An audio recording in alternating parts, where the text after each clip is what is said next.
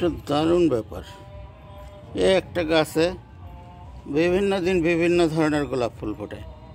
হ্যাঁ, এই যে লাল, একটা একটু গোলাপি, এই দুইটা আবার সাদা।